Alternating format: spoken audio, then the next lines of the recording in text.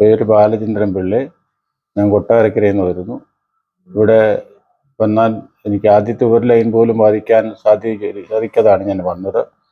ഇപ്പോൾ എനിക്ക് ലാസ്റ്റിൽ ഒരു ലൈൻ വിട്ട് ബാക്കി എല്ലാ ലൈനുകളും വായിക്കാനുള്ള സാധ്യത ഡോക്ടർ സാധിച്ചു തന്നു.